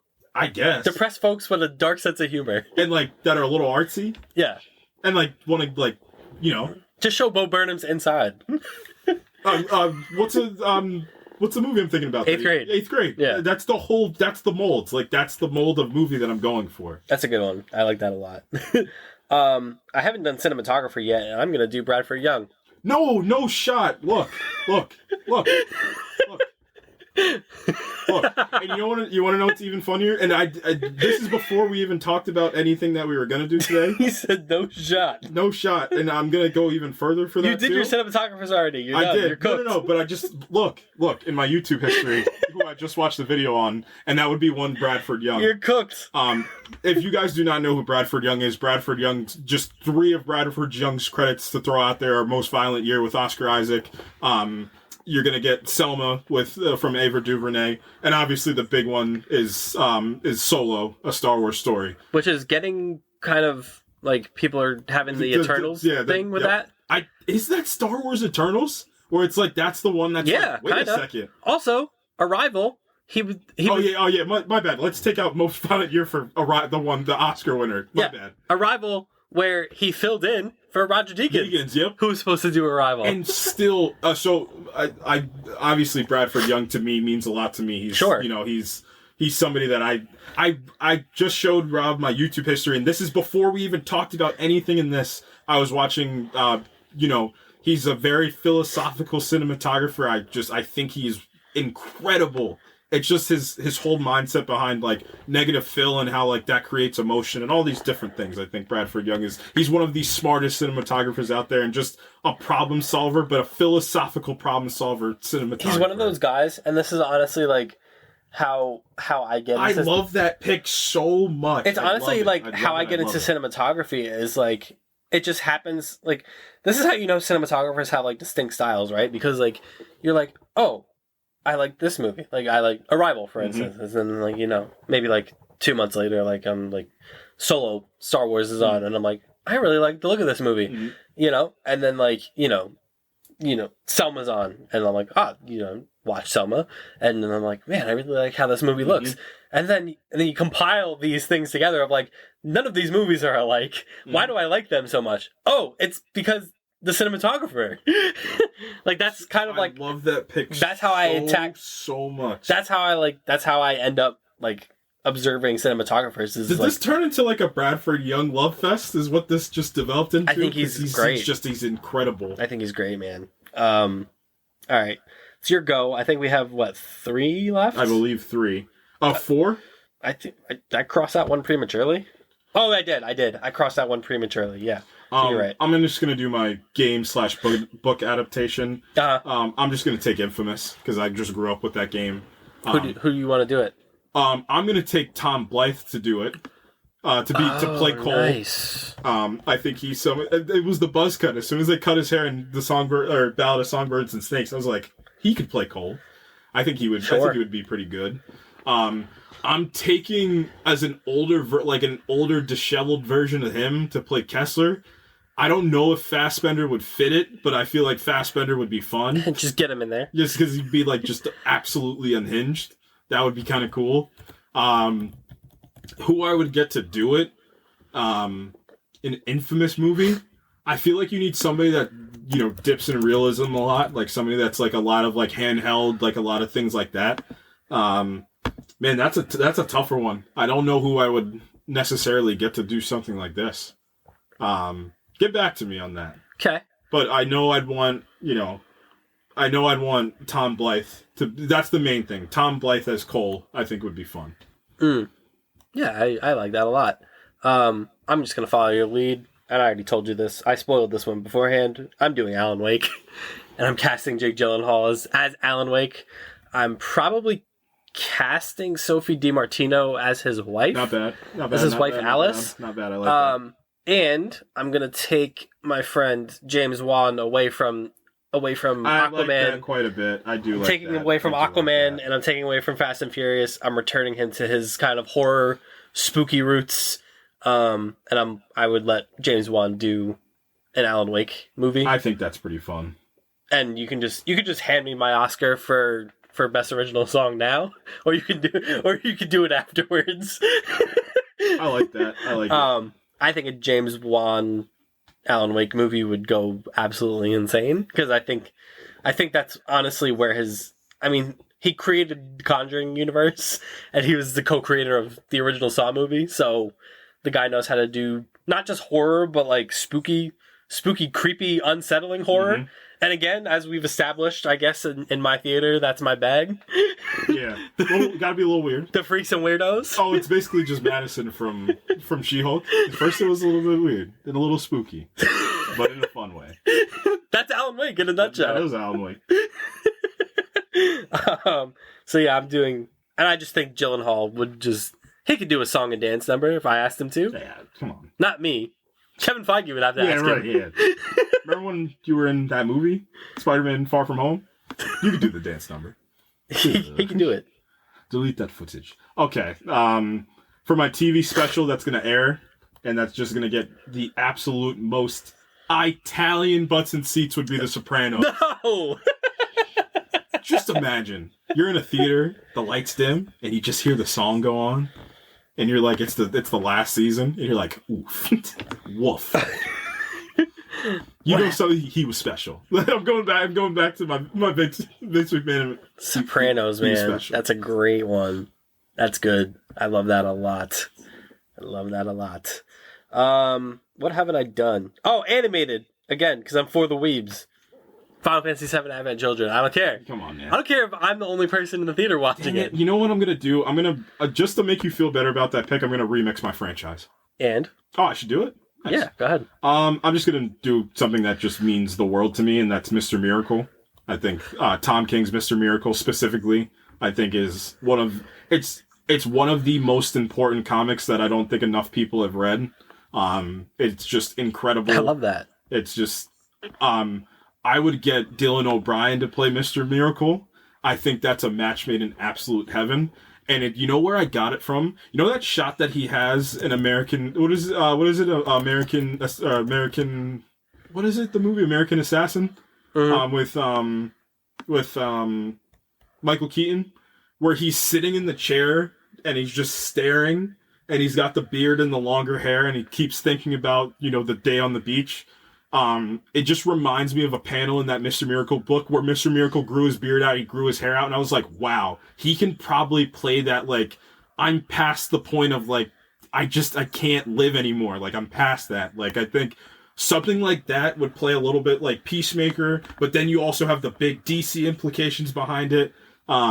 Like I said, that book is so special and just so, like I said, it's so freaking important. That book is. It's important to me. It's an important subject matter. So I think something like that, here's my goal, actually, my real life goal. Once I get what I need to get done in the next couple of years, and this is why I need the DCU to also succeed. So by the time James Gunn's like, well, what new things can we add to the DCU? I'm going to be like, well, the New Gods are there, and I think you would like the New Gods, because you're essentially the New Age Jack Kirby, because you also left Marvel to go to DC to take a elevated role. Can I just get the Mr. Miracle movie? Please, Mr. Gunn. Can I call you James? And he'd say yes. And he's going to tell me yes, and then I'm going to get my team, and hopefully that team might be Bradford Young to shoot the movie. That would be cool. I might get Natalie Holt to do the score to do that. This guy's plotting. He's plotting for his future through our draft, through our movie draft. And I know James Gunn's going to listen to this. Yeah, of course. Yeah, he's gonna. He listens all the time. He listens every week. He emailed us. So the Mr. Miracle movie, but is directed by me, and it's me. It's me and Tom King co-write this movie. This guy self-inserted himself into the draft. I'm gonna direct it. Me and Tom King are gonna co-write it. Natalie Holt's gonna score it. Bradford Young's gonna shoot it. Yeah, that'd be good. That would be. I would see it. That'd be good. I would go to your theater and see that.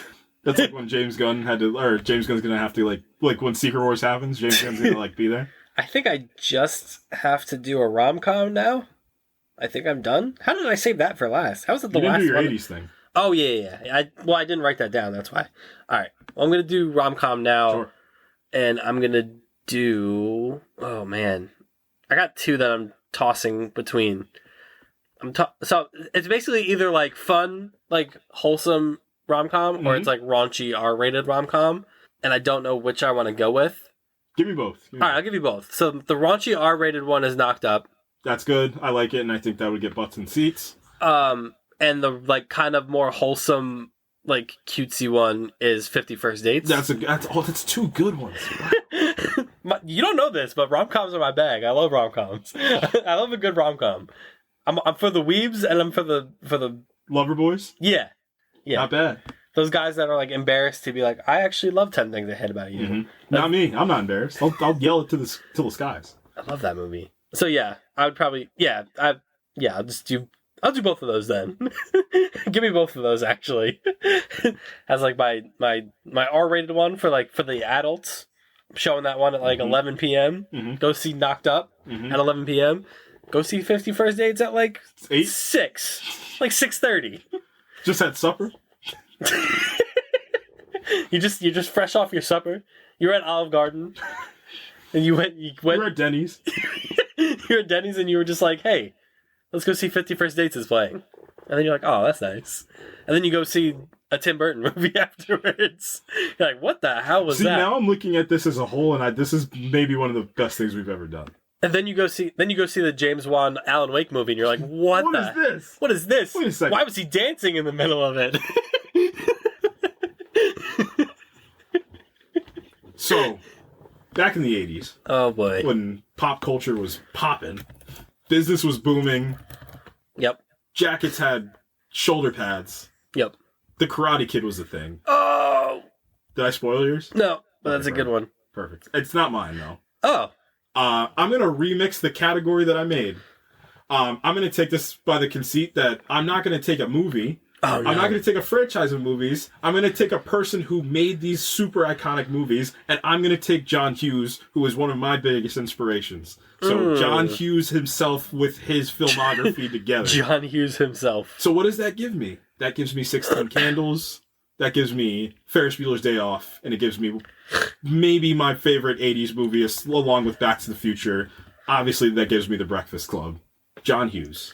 Love that guy. You did do it for the film nerds. Good job.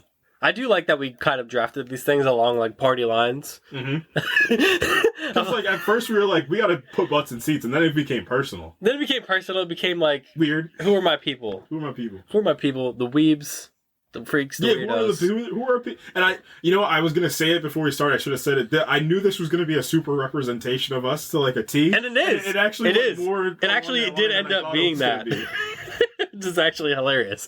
All right. I guess for my 80 thing, I'm just gonna do 2 because you did a whole catalog. So I'm doing Die Hard. That's not bad at all. And I'm doing the Terminator. Wow, I love the approach. I love it. I love it. That's such a smart approach because that's probably more of like a get, butts in seats.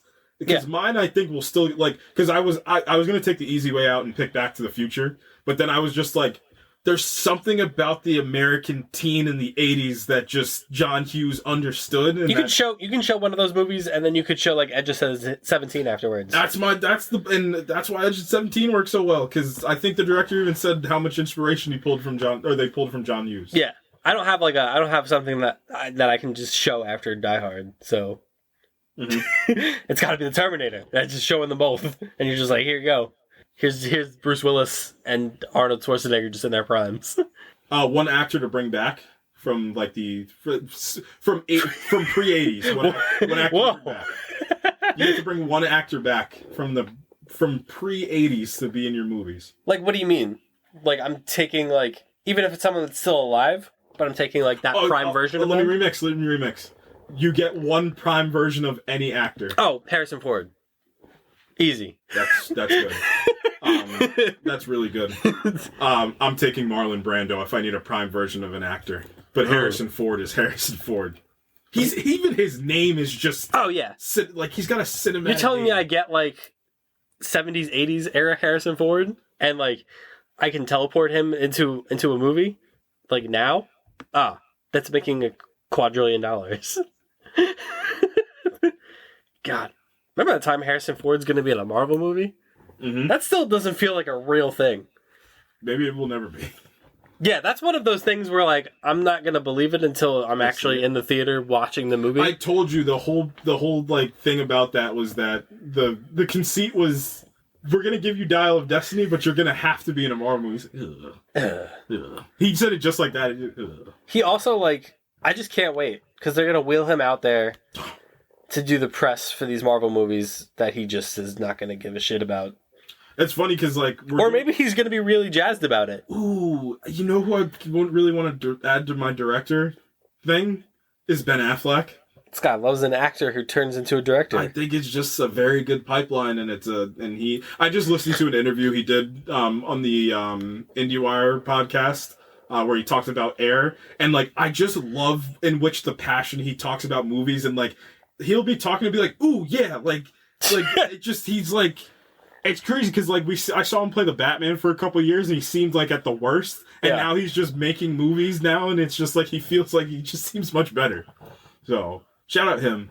Man, that was fun. I enjoyed that. That was actually very fun. I do really like that it just ended up being, like, a microcosm of, like, our personalities and, like, our tastes. Because, like, we had everything set, but then I was just like, but if I were to just, if it was me... If I were the... Yeah, we threw the business out the window, and you're just like, you know what? I'm showing the weird, showing the Tim Burton movies. So let's table. So maybe this is the part 1 to the part 2 where we actually we're going to clear out the categories, like the genres, and we're going to take the teams that we have. Yeah. And we're going to have to insert them with actors that we have. Yeah. We could definitely do that. Yep. That would be a fun one. Yeah. Maybe we'll do that, like, around, like, Oscar time. Like, when the actual Oscars happen. Like, that can be, like, a logical kind of follow-up. You gotta bring me the name of your studio, too. Now? Not now. Oh, then. Yeah, okay. Then. You bring me the name of the studio. All right. I can do that. Let's do that. All right, man. That was fun. I enjoyed that. Fun. What have you been doing? Watching? What have I been doing / watching? Or what otherwise? Not a lot, to be honest. I mean, I kicked on The Last of Us Part 1. I've been tracking through that. I saw Bill. Okay, Bill. So yeah, not as much as I've been. I mean, I've been working on like my own stuff. Yeah, I've been working on like my own. I've been working on film. That's what I've been doing. Nice. And I've been having a good time doing it. You learn a lot about yourself doing an artistic thing. So, go back, do the classic quote. Read more, write more, live more. Whatever crap I was talking about. Yeah, whatever that was. Whatever that was. I've been playing The Last of Us Part 2. And I'm because you hate yourself. I'm almost done with it, I think. I can't remember how much of this game I have left. I'm on the second bit. The Abby bit. That's the bit I'm on. And I have some thoughts that I'm going to save, because we're going to talk about that next week. Yes, we will be reviewing The Last of Us Part 2, unless a fungal infection takes over our world. Then we obviously don't put that out there. Don't put that evil on me, Ricky Bobby. That's such a good pick. God, it's so good. Don't put that evil on me, Ricky Bobby. Oh, R.I.P. Michael Clark Duncan, too. That just made me upset. Yeah. Why did I have to end it like that? Just say something fun. I mean, I'm just talking about The Last of Us. That's not fun. That's no fun. Maybe roguelike is fun. How's roguelike? I haven't played it yet. I've been playing the story, because that's just how I'm built. And I told you, I haven't played it since it came out, so I wanted to. And I do have some new perspective on it that we talked about away from this that I'm gonna dive into next week, because I have some thoughts. Particularly about the whole Abby thing, and it's not what you think. It's not what you think. Oh, here we go. I'm not gonna be that guy. Yes, you are. I have more nuance about it than that. So I'm definitely. I mean, just real quick. Technically, that game is flawless. It's crazy. It's unbelievable. Like, the fact that game was developed on a PlayStation 4 hardware and looks as good as it does.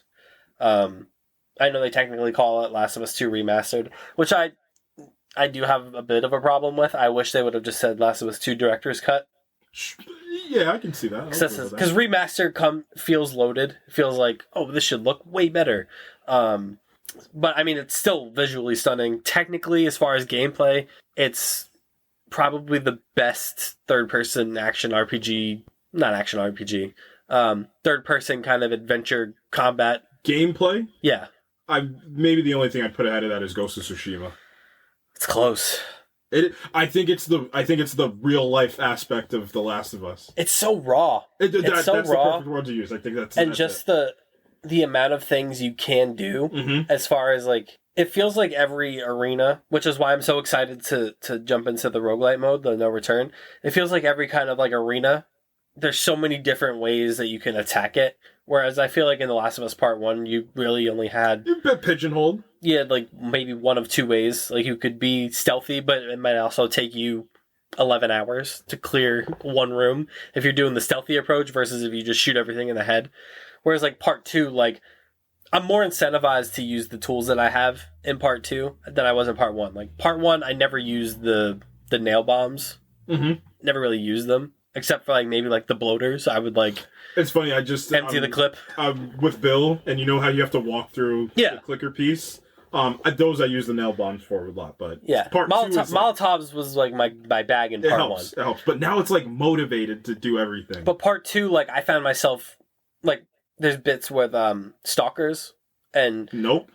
I don't like them. Nope. But I found myself, like, I would place a trip mine, like, in the door. Like, I could use, like, the listen mode and see, like, the stalker behind the doorway. Put the trip mine down, throw, like, a bottle in front of it. Stalker comes out, kaboom! Like, I like that. I like being able to, like, go prone in the grass. Oh, the prone ad in Part 2 is put a silence, like, equip my silencer. Boom! Pick somebody off with a silenced pistol. And then, like, you know, kind of run around. Even, like, when you get discovered, I love the way that you can break... Finally fight back. You can fight back, and you can break sight lines.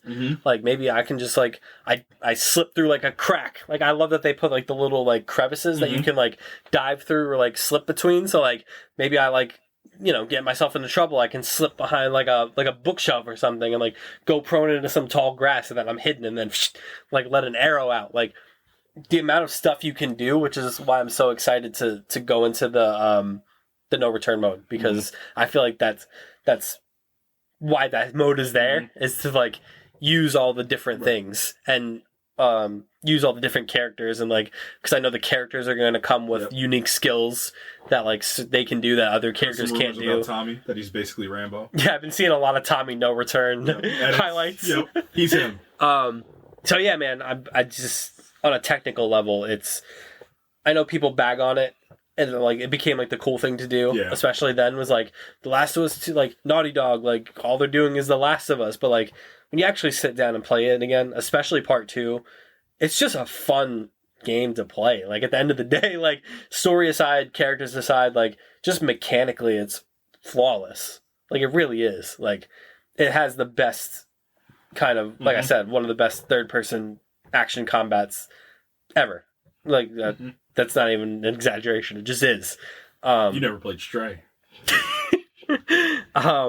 So yeah, man, I've been enjoying that. Looking forward to finishing it probably this weekend, and then hopefully I'll sink some hours into No Return, and we'll come back next week and we'll talk about it. Because like I said, I do have some thoughts. I can't stop thinking about this episode we just did. Because I thought about a Silver Surfer movie that brings Chloe Zhao back. And it's Lakeith Stanfield, because I feel like he has a very, like, sublime nature to him. That has, and we didn't get, I think the biggest part about what we just did is to highlight, and this is why it's talked about with the Oscar noms, it's perfect, how much freaking talent there is out there. Yeah. And how hard these people work to get where they do. More people need to do this, and like, I want you because of how talented you are versus you suck because you didn't do I didn't like the way you moved in that one scene in that movie you did. Yep. I totally agree, man. That's going to do it for us this week. I didn't even get to talk about my Jacob Elordi, Joe Kosinski, Bond-like action movie that I had. Save it, man. You can save it. That's going to do it for us this week. You can follow us on Twitter at ProjectINF_pod. You can follow us on Facebook. You can follow us on Instagram. At the Project Infinite Pod. Thank you. And like I said, next week, it's going to be The Last of Us Part 2. It's the discussion 4 years in the making. Yep. Just about. I know we touched upon some plot elements of Last of Us Part 2 briefly, talking about when we talked about the show. I talked about, because I played through The Last of Us Part 2. Yep, I know we talked about it when we did the review of Last of Us Part 1. We kind of dove into some Part 2 stuff, but this will be a really, really in-depth discussion on Last of Us Part 2. Remastered, director's cut, however you want to talk about it. We'll talk about the story, obviously, the characters. Definitely want to talk about the gameplay. Definitely we'll talk about No Return. Definitely want to talk about the lost levels. I want to talk about the guitar playing. The guitar, I'm so bad at it. How are people so good at the guitar playing in that game? Maybe you're just kind of mid. People are playing like Enter Sandman on there. I can't even play like the song. Had a little. I can't even play the song that they like tell you to play. And I'm like, how does this work? And then like Ellie just starts playing, and I'm like, there we go. Let her do it. You can play as Gustavo Santarella. I love it. In the guitar free play, like you can pick him as a character. I'm never gonna use it because, like I said, I don't know how that guitar thing works. You use the touchpad, but like my person plays 3 notes at the same time. I don't know. I can't play guitar in real life or in a video game. So yeah, we'll talk about The Last of Us Part 2. That's going to do it. From me, from the... Do it. You know what to do. the Bradford Young of the podcast? Yes. Here's hoping. You didn't tell me be careful. No, I'll let that one... So I was thrown off. I'll let that one slide. That's the one I wanted. Manifesting. So, signing off from me, let me just quote the late, great Colonel Sanders, who once said, "I'm too drunk to taste this chicken." Shout out Talladega Nights. One of the best comedies of all time. 4 pound, 5 ounce, baby Jesus. Why does it have to be baby Jesus? Help me, Jesus. Help me, Tom Cruise. Help me, Tom Cruise. And if you're listening, James Gunn. Oh, that was the other thing for the Mr. Miracle movie. Elizabeth Debicki has to play Big Barda because she's like 6'2". Fair enough. And she's a good actress. You just, what's her name? Brigitte Nielsen from Rocky IV? She plays Jago's wife? Oh, yeah. And I keep spoiling these because, like, also one of my ideas was I was going to get a Jeremy Allen White, Elizabeth Debicki rom-com in there called Short Kings. Oh, that's amazing. All right. We gotta go, man. We gotta go, man. We didn't talk about Jeffrey Wright once this episode. How did that happen? Did we not? Yeah, we did. We talked about him for the... Oh, for Oscars, yeah. True. How could we not? I love Jeffrey Wright more than I love Air. And we will talk about Jeffrey Wright next week. Yeah, we will. For those who don't know, are probably like, why are you going to talk about Jeffrey Wright? And those who don't know. All right, guys. We'll see you next week. Goodbye. Peace.